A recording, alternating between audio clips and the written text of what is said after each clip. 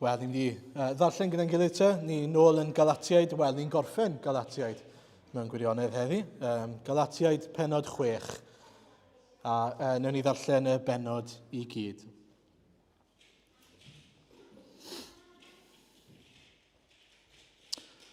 Gyfeillion, os caiff rhywun ei ddal mewn rhyw drosedd, eich gwaith chwi, y rhai ysbrydol, yw ei adfer mewn ysbryd addfwyn. Ond edrych atat dy hun, rhag ofn i tithau i gael dy demtio. Cariwch feichiau eich gilydd, ac felly fe gyflawnwch gyfraith Crist. Oherwydd os yw rhywun yn tybio ei fod yn rhywbeth ac yntau yn ddim, ei dwyllo ei hun y mai. A mae pob un i farnu ei waith ei hun, ac yna fe gaiff le i ymffrostio o'i ystyried ei hun yn unig ac nid neb arall. Oherwydd bydd gan bob un ei bwn ei hun i'w gario. A mae'r sawl sy'n cael ei hyfforddi yn y gair i roi cyfran o'i holl beddiannau i'w hyfforddwr.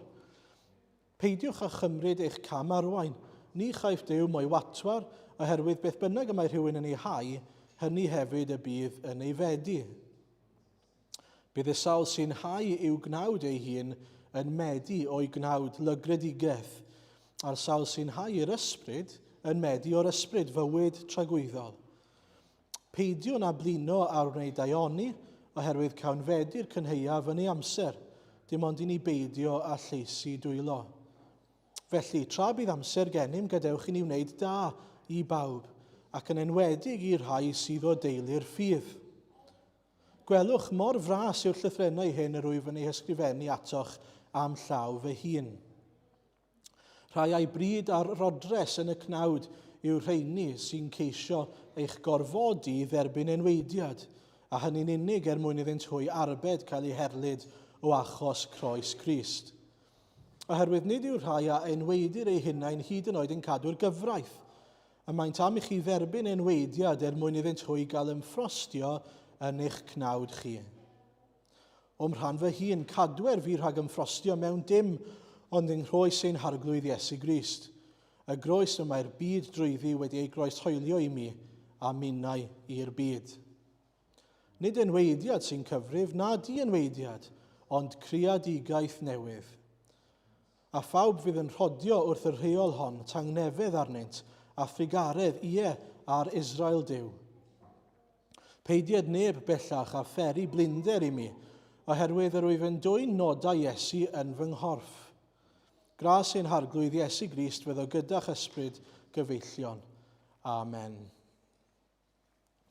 Wel, dyna'r bennod ola sydd gyda ni yn Galatiaid, a mewn sawl ffordd fi'n credu bod Paul wedi cyrraedd pwynt lle mae e'n edrych ar ei sgrôl, mae'n gweld sim lot o le ar ôl ar y sgrôl yna, a mae eisiau defnyddio beth sydd ar ôl yn le i ddweud yr hyn sydd ar ei galon ar y diwedd. A felly mae lot o bethau mewn fan hyn, a byddwn ni ddim yn cyfro popeth o bell ffordd. Ac fod lot o bethau mewn na, dyn nhw ddim yn bethau random, fel petai maen nhw gyd yn clymu at ei gilydd, byddwn ni'n gweld hynny. Jyst i'ch atgoffa chi wythnos diwetha, pennod 5, chi edrych yn ôl yn y Beibl os ych chi yn dymuno. Mi wnaethon ni edrych ar 3 concern ac 1 ateb oedd gan Paul. Y concern oedd dros y Galatiaid oedden nhw'n mynd i syrthio oddi wrth ras Duw. Oedden nhw'n mynd i barhau yn yr efengil. Ac yna'r trydydd concern oedd a fydd undod yn yr eglwys, a fydd y bobl gyda'i gilydd neu ddim. A wedyn, yr ateb oedd i gofleidio, i amddiffyn, i fynegu ac i dyfu yn eu rhyddid nhw sydd yng Nghrist Iesu. Rhyddid oedd yr ateb. Y ffaith ei bod nhw wedi gosod yn rhydd yn barod yng Nghrist Iesu. A felly mae Paul wedi bod yn siarad yn fwy na dim am yr effaith mae'r arglwydd Iesu wedi gael ar y Cristion, ar yr unigolyn mewn gwirionedd, ond fan hyn mae'n sôn lot mwy ynglyn â'r eglwys yn ymwneud ni gyda'n gilydd. So mae'n mynd o'r fi i'r ni fan hyn. A dyna ni'n mynd i edrych arno mae'r efengil yn newid y ffordd dyn ni'n delio gyda'n gilydd. A'r pwynt cyntaf mae'n neud yw mae'n newid y ffordd i ni'n delio gyda rhywun sydd yn troseddu neu'n cwmpo i bechod. Edrychwch ar adnod 1. Mae'n dechrau off yn syth gyda os oes rhywun yn cael ei ddal mewn trosedd. Hynny yw, nawr eich bod chi yn rhydd, nawr eich bod chi ddim yn dilyn cyfraith, ond wedi dod i achubiaeth trwy ras, mae'n newid y ffordd i ni'n delio gyda rhywun sydd wedi troseddu. Mae gwahaniaeth yn fawr. A falle bod ni'n helpu ddweud hefyd, mae yna wahaniaeth rhwng trosedd a pechod. Mae'n dweud fan hyn i drosedd.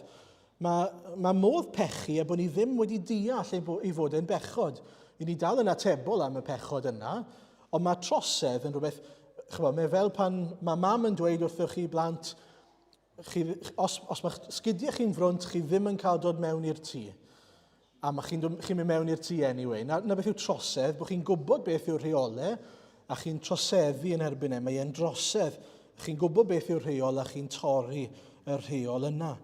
A felly dyna mae Paul yn sôn amdano fan hyn. Os mae rhywun yn troseddu, beth yw'r ateb? Beth yw'r ffordd y dylen ni fel Cristnogion ddelio gyda'n gilydd? Wel, allai ddweithio chi yn y byd, yn enwedig yn y byd i ni yn fi, os chi ar gyfryngau cymdeithasol, social media, mi gewch chi'ch canslo. Na beth sy'n digwydd? Cancel culture. Chi'n cael eich canslo. Mewn geiriau eraill, mae rhywun yn dweud, wel, chi di pechu, sdim gobaith i chi nawr, i chi'n cael cic mas. Ond yn yr eglwys, pan ych chi'n troseddu, mae'r arglwydd yn dweud, oherwydd bod ni'n credu fod yr arglwydd wedi delio gyda'n pechod ni, mae maddeiant ar gael, mae adferiad ar gael, yn ôl i'r eglwys. Ac felly, i ni i adfer ein gilydd, mae'n dweud wrthyn ni'n adnod 1.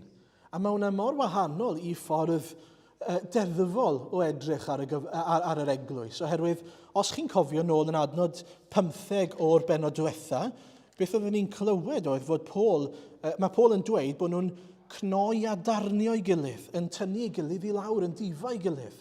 Fod yna ddim undod a cariad rhwng nhw, ond bod nhw'n gweld pobl eraill sydd ddim yn gwneud pethau yn ddigon da, gweithredu'n ddigon da, a maen nhw'n tynnu nhw lawr ac yn ei barnu nhw. Mae Paul yn dweud, na, mae yna ffordd i adfer y Cristion i ddod â nhw yn ôl at yr arglwydd. Dim ond ei bod nhw'n edifar, yn sori. Wrth gwrs bod rhaid bod nhw'n edifar, ond mae ffordd yn ôl.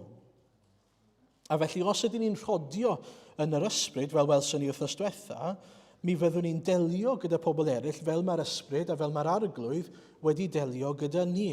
Sef yn addfwyn yn gariadlon gyda'r bwriad, nid i'n taflu ni mas, ond i'n tynnu ni yn ôl i mewn, i ddod yn ni'n agos at yr arglwydd. Mae'n drigaredd, bob tro dwi'n pechu, fod yr arglwydd ddim yn fy nharo fi yn farw yn y fan ar lle. Mae hwnna'n drigaredd. A felly, mae'n drigaredd fod yr arglwydd yn delio gyda fi fel na. Sut ydw i'n adlewyrchu cariad yr arglwydd tuag at eraill? Wel, drwy beidio a'i canslo nhw neu cico nhw mas, neu ddweud, os dim gobaith i'n perthynas ni nawr, ond yn hytrach dweud, dwi'n digaru di, beth am adfer y berthynas yma. Un o'n nodweddion pwysica y Cristion yw bod ni'n maddau i'n gilydd. Bod ni'n maddau i'n gilydd. Oherwydd mae'r arglwydd wedi maddau i ni. Sut allwn ni gael ein maddau ac yna gwrthod maddeiant i rywun arall? Mae'r arglwydd Iesu'n dweud hynny ei hunan. I ni nawr, i ddisgwyl fod pobl yn mynd i, na chi beth mawr, bod ni'n disgwyl fod pobl yn mynd i bechu ni'n erbyn ni, fod pobl yn mynd i'n gadael ni lawr, fod pobl yn mynd i'n siomi ni, a disgwyl y byddwn ni yn maddau iddyn nhw. Bydd yr arglwydd yn rhoi gras i ni ac yn rhoi nerth i ni i faddau i'n gilydd. Camgymeriad yw i feddwl yn bod ni fel eglwys, ni fel Pennywell nawr, yn bobl sydd ddim yn pechu, neu sydd ddim yn mynd i frifo i'n gilydd, neu ddim yn mynd i adael i'n gilydd lawr. I ni'n gosod i'n gilydd lan yn rhy uchel os mae hwnna yw'r gwir amdano ni, os i ni'n meddwl hynny am i'n gilydd. Mae eisiau ni gofio i'n cyflwr ni, i ni gyd yn bechaduried, i ni'n mynd i siom i'n gilydd. Dyna lle mae gras yn dod i mewn. A nid yn unig bod ni i ddangos gras a cariad tuag at rhywun, ond bod ni i gario i beichiau nhw. Dyna mae'n dweud yn adnod 2, cariwch feichiau eich gilydd. Fy'n ymellach na jyst i helpu nhw, ond dweud, wel, sut allai helpu ti fan hyn? Sut allai i gerdded gyda ti trwy pwy bynnag wendid neu drafferth wyt ti'n ei wynebu ar hyn o bryd. Sut allai gerdded gyda ti? Oherwydd dyna'n union mae'r arglwydd wedi wneud i ni. Mae wedi dod, nid yn unig helpu ni i gario'n bechau, mae wedi cymryd ein bechau ni oddi arno ni a'i hoelio nhw ar y groes. Allwn ni ddim wedyn dweud, diolch arglwydd Iesu, ond sa'n mynd i helpu rhywun arall. Nawr, wrth gwrs, mae yna rybydd fan hyn hefyd. Mae eisiau ni ofalu bod ni ddim yn cael rhyw fath o beth mae pobl yn galw'n Messiah complex, sef bod ni'n dechrau meddwl bod gyda ni y gallu i achub pobl eraill. Mae hwnna'n bwysig iawn. Allwn ni ddim achub pobl eraill, nid bod ni'n mynd mewn ac yn maddau i bobl ac yn y blaen. Dim ond yr arglwydd Iesu sy'n gallu gwneud hynny. Ond ein job ni fel Cristnogion yw i fod yna i gerdded gyda'n gilydd a helpu nhw i lynu at yr arglwydd Iesu, i droi at yr arglwydd Iesu, pwyntio nhw at yr arglwydd Iesu. Dyna yw ein gwaith ni te. Chi wain o'r ffyrdd gorau i dystiolaethu eraill yw dangos i'r byd sut mae'r eglwys yn wahanol i'r byd. Ein bod ni, pan mae rhywun yn ein brifo ni, yn maddau ac yn adfer perthynas. Oherwydd yn y byd, unwaith chi'n pechu'n erbyn rhywun, mae weld i fi yn enwedig dyddiau yma, dyna ni wedyn, sdim gobaith i chi. Mae rhywun yn dweud rhywbeth yn anghywir. Un o'r rei diweddarau fe yw J.K. Rowling, fi'n credu, sydd wedi dweud rhywbeth bod dyn yn ddyn a bod menyw yn fenyw, a dyna ni nawr, mae pobl yn dweud, na fe, allwch chi ddim darllen llyfrau Harry Potter bellach, oherwydd pwy yw J.K. Rowling. Peidiwch â gweud na wrth ein plant ni, maen nhw wrth i bodd gyda Harry Potter. Ond chi'n gweld y pwynt, fi'n siŵr. Mae pobl yn cael ei gwthio mas oherwydd bod pobl ddim yn hoffi beth maen nhw'n dweud neu ddim yn cytuno gyda nhw. Wel i ni, pan mae rhywun yn troseddu yn erbyn ni, beth byddai'r arglwydd Iesu ni'n gwneud? Wel, maen nhw'n derbyn nhw nôl. Maen nhw'n caru nhw mewn maddau.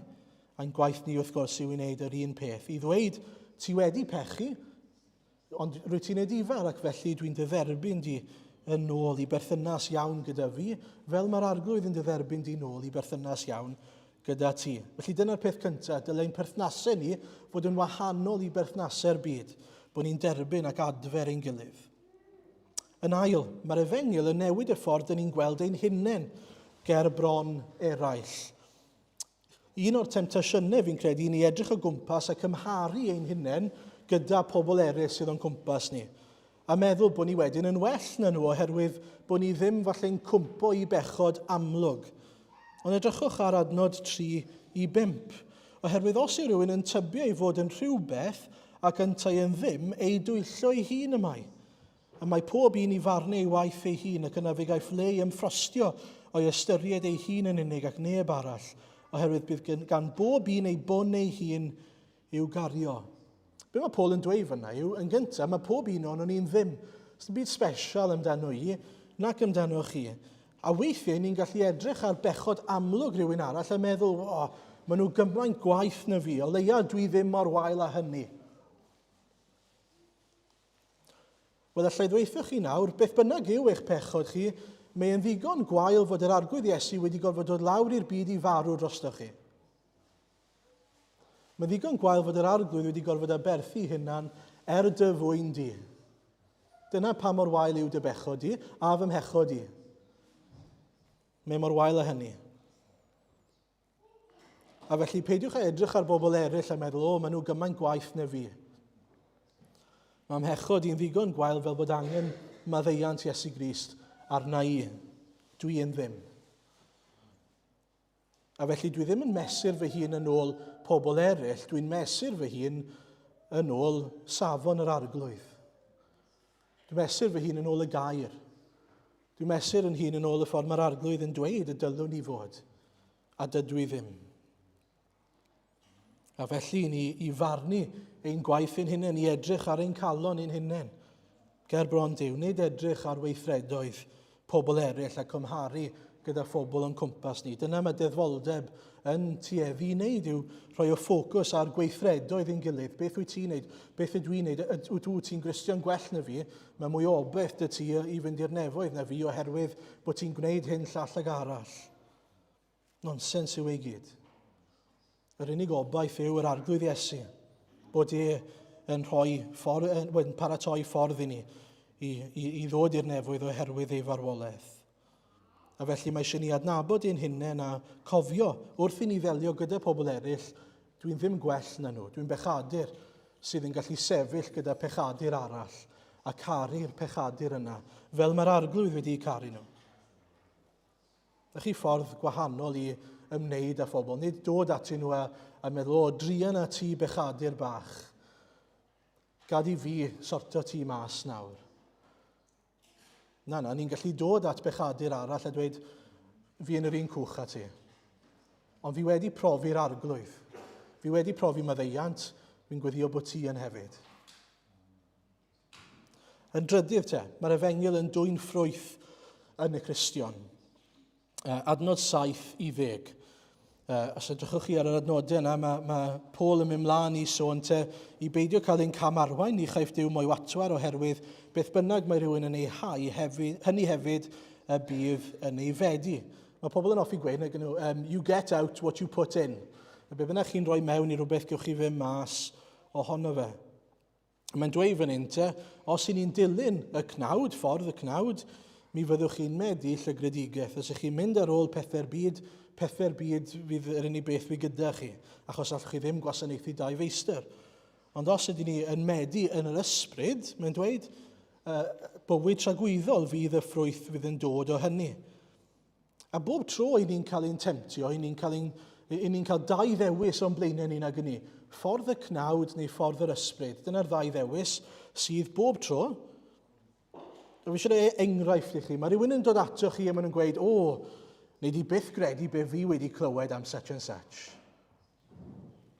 Mae dau ddewis y gyda ni, dy fe? Yr ymateb cnawdol yw dweud, beth i ti wedi clywed te?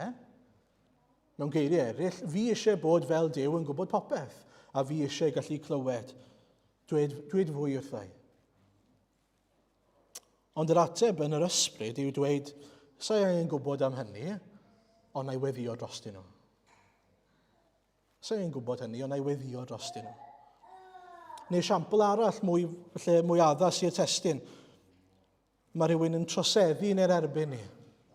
Yr ymateb cnawdol, dyna ni, mae'r berthynas wedi rwygo am byth. Allai byth ymddiried yn o ti eto, allai byth drystio ti eto, allai byth dygaru di yn yr un ffordd eto. Dyna ni.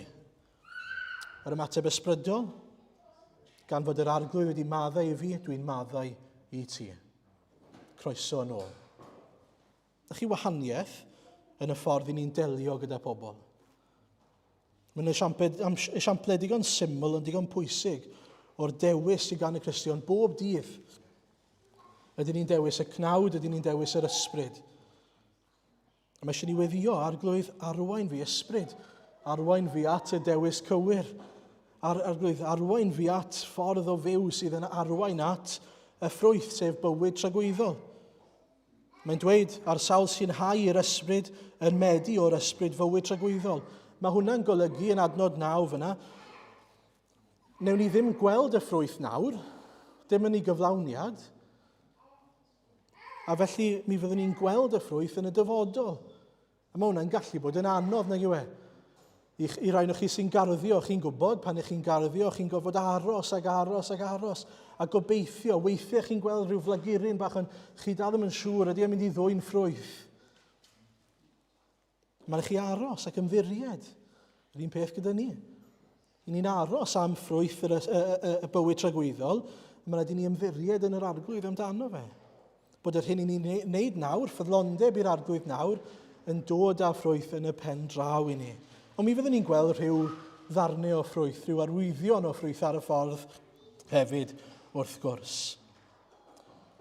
Ac yn adnod 10, mae'n gorffen y darn yma fel petai gyda gnewch ddaioni i'ch gilydd, neu gnewch dda i bawb. Yn enwedig rhai sydd yn heulu'r ffydd, mae'n dweud. Yn y grŵp T nos Iau, nathon ni edrych ar Iago 1 a adnod 27, yn ni'n hoffi fe. Dyma'r grefydd sy'n bir a dilychwyn yng ngolwg Duw ein tad, bod rhywun yn gofalu am yr amddifad a'r gweddwon yn ei cyfyngder ac yn ei gadw ei hun cadw ei hun heb ei ddifwyno gan y byd. Ac o'n i'n esbonio ddwy ran sydd i fywyd y Cristion fyna. Un yw bod ni'n glynu at yr hyn i ni yn gwybod ac yn credu ynddo. So bod ni ddim yn cael ein dylanwadu arno gan y byd mewn ffordd gwael. Na un ochr o'r geiniog bod ni'n neud hynny. Ond mae eisiau ni gofio bod yna ochr arall hefyd i'n ffydd ni, sef ein bod ni'n caru'n gilydd ac yn gweithredu ar y cariad yna, gofalu am yr amddifad a'r gweddwon yn ei cyfyngder. A felly cadw'n hyn yn rhag y byd yw un ochr, ond caru ein gilydd yw'r ochr arall. A mae eisiau bod ni'n gallu gwneud y ddau. A mae hynny'n golygu bod yn anghyfforddus ar y degau, bod y pethau fi eisiau gwneud yn mynd i un ochr ar gyfer gwasanaethu pobl sydd angen fy helpu falle. Neu beth bynnag yw y cymhwysiad fyna, bod ni'n gofyn y cwestiwn, sut allai garu pobl eraill? Sut allai fod y person yna sy'n yn ein dydd ni te'n gofalu am yr amddifad a'r gweddwon yn ei cyfyngder, tra yn cadw yr efengil yn byr ac yn gwarchod y gair. A felly, y pwynt ola y bore yma. Mae'r efengil yn arwain at fywyd newydd a bywyd tragwyddol. Edrychwch ar adnod 12 i 14 yn benodol. Mae'n sôn fan hyn, rhai bryd a rodres yn y cnawd yw'r rheini sy'n ceisio eich gorfodi i dderbyn enweidiad, a hynny'n unig mwyn iddynt hwy arbed cael ei herlyd o achos croes Crist, oherwydd nid yw'r rhai a enweidir ei hunain hyd yn oed yn cadw'r gyfraith, a mae'n tam i chwi dderbyn enweidiad mwyn iddynt hwy gael ymffrostio yn eich cnawd chwi. Ond rhan fy hun, cadwer fi rag ymffrostio mewn dim, ond yng nghroi sy'n harglwydd Iesu Grist. Be mae Paul yn dweud fan hyn yw mae rai sydd heb Iesu Grist yn ymffrostio yn beth sydd ganddyn nhw i'w gynnig. Beth maen nhw yn ei wneud a wedi i'w wneud yn ei bywydau nhw. Dyna sy'n rhoi statws iddyn nhw. Oherwydd eu bod nhw wedi dilyn cyfraith Moses, neu maen nhw'n meddwl bod nhw wedi, wrth gwrs, dyn nhw ddim wedi go iawn. Ond dyna beth sy'n rhoi statws a identity iddyn nhw, maen nhw'n meddwl. Yn ei gwneud nhw'n iawn ger bron Duw. A mae hwn wir yn bwysig. Mae yna lot o ddarnau yn bywydau ni, neu lot o rannau i'n bywydau ni'n dos e. Lot o bethau i ni'n meddwl sydd yn ein gwneud ni, yn rhoi statws i ni, yn rhoi identity i ni. A mae'n wir i raddau. Falle bod chi'n fam neu'n dad neu'n blentyn ac yn weithiwr neu'n ddisgybl ysgol, neu beth bynnag ydych chi. Mae yna bethau gwahanol yn ein bywydau ni sydd yn rhoi statws ac identity ni yn y byd yn dos e. Ond os mae y pethau yna, os ych chi'n meddwl mae'r pethau yna sy'n eich gwneud chi o werth ger bron Duw, chi ddim wedi deall yr efengil. Chi ddim wedi deall beth mae'r arglwydd yn ei ddweud wrthyn ni fan hyn yn y darn yma. Beth mae'n dweud yw, mae'r bobl yma yn ymffrostio yn beth maen nhw yn ei wneud. Pwy ydyn nhw ger bron y byd? Dwi wedi cael fy enwedu arno, dwi wedi dilyn y rheolau, fi'n cadw'r saboth, fi wedi gwneud hyn llall ag arall. A chi'n gwybod, allwn ni syrthio i'r trap, falle bod ni'n edrych ar hwnna, meddwl, sa'n ei hwnna? Ond falle bod ni'n meddwl bod yr arglwydd yn ein caru ni'n fwy rywsut, neu rywsut yn ein derbyn ni'n well, os i ni wedi bod yn ffyddlon i'r capel yr holl flynyddoedd. Os i ni wedi bod yn cadw'r saboth fel petai, ac yn darllen y Beibl bob dydd, ac yn gwneud hyn llall ag arall. Mae pethau yna i gyd yn dda. Os dim byd yn bod gyda'r pethau yna, maen nhw'n bethau dylen ni wneud. Ond os ni'n meddwl mae'r pethau yna sydd yn ein achub ni, y ffaith bod ni wedi gwneud nhw, i ni ddim wedi deall yr efengil. A dyma mae Paul yn dweud, allai ddim yn ffrostio yn y pethau yna fel petai y pethau yna wedi fachub i. Sim os ych chi wedi bod y fam orau yn y byd, nid dyna sy'n mynd i'ch gwneud chi'n dderbyniol ger bron yr arglwydd, neu'n dad gorau'r byd. Neu beth bynnag yw e, y gweithiwr mwyaf ffyddlon i'ch gweithle. Be sy'n eich gwneud chi'n werthfawr ger bron yr arglwydd? Gwaed Iesu Grist. Na beth sy'n gwneud chi'n werthfawr? Mae wedi rhoi gwerth i ni. Mae'r ffaith bod yr arglwydd Iesu wedi marw drosto ni, tywallt ei waed, dyna sy'n rhoi gwerth i'r Cristion. Nid beth i fi wedi wneud, nid beth i chi wedi wneud, beth mae'r arglwydd wedi wneud. Fe sydd yn gwneud ni'n dderbyniol, ei waed sydd yn rhoi gwerth i ni.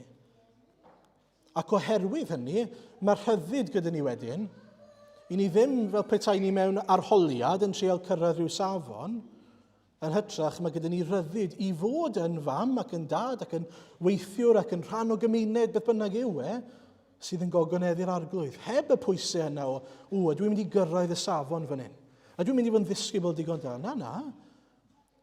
Gallwch chi blant yn yr ysgol wybod, gan fy mod i'n Gristion, gan bod fi ddim yn treol cyrraedd rhyw safon mwyn bod yn dderbyniol gerbron yr arglwydd, gan fy mod i'n dderbyniol yn barod, gallai nawr, mae gen i'r rhyddid nawr i wneud y gwaith i ogoneddu'r arglwydd a mwynhau y gwaith. I fwynhau bod yn dad, mwynhau bod yn fam, mwynhau bod yn rhan o gymuned. A na chi wahaniaeth llwyr. Mae'n dweud i ni'n greadigaeth newydd fan hyn. I ni'n bobl sydd wedi cael ei newid yn llwyr. I ni ddim yr un person bellach. A mae person yna, fel edrychwn ni arno wrthos diwetha, yn rhydd i fwynhau bywyd, fel mae'r arglwydd wedi dymuno ar ein cyfer ni. A felly, i ni'n gorffen Galatiaid gyda'r her yma. Beth neu pwy yw dy ymffrost di? Oherwydd mae dy ymffrost di yn dangos ymhwy neu ymle mae dy ffydd di. Dyna'r arwydd fan hyn. Mae Paul yn ymffrostio'n Iesu Grist oherwydd fod e'n trystio yn Iesu Grist. Oherwydd fod e'n credu ac wedi ymddiried yn yr arglwydd Iesu am bob peth. Am faddeuant llwyr dros bechod. Am fywyd newydd. A felly, os yw e'n ymddiried yn yr arglwydd, mae e'n ymffrostio yn yr arglwydd.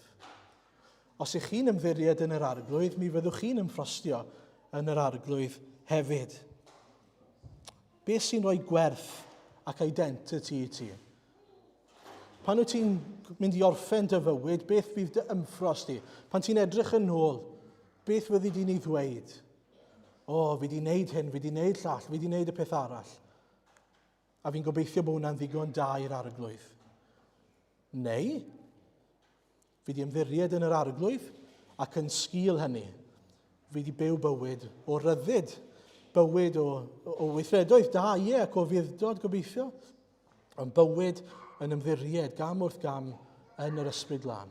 Yn cael yn arwain gan yr ysbryd ac yn dod â clod a mawl i'r arglwydd Iesu. Dyna'n gweddi ni'n dweud. Y bydd ein bywyd ni yn fywydau o'i fuddod ac o ffrwyth yr ysbryd. Bywydau sydd yn dod â clod i'r arglwydd.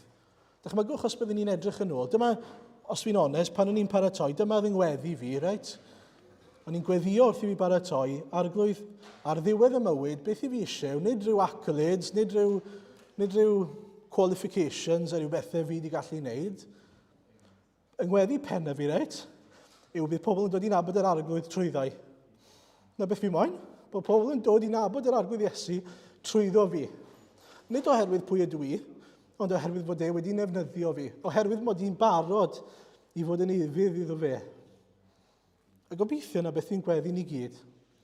A byddwn ni moyn gweld yr arglwydd yn ein defnyddio ni. Beth bynnag mae hwnna'n edrych fel, nid bod ynglyn â niferoedd neu unrhyw beth arall, ond bod ni eisiau gweld yr arglwydd yn ein defnyddio ni. Ac yn bod ni'n ifydd iddo fe, yn dod â clod a mawl i'w enw fe. Amen.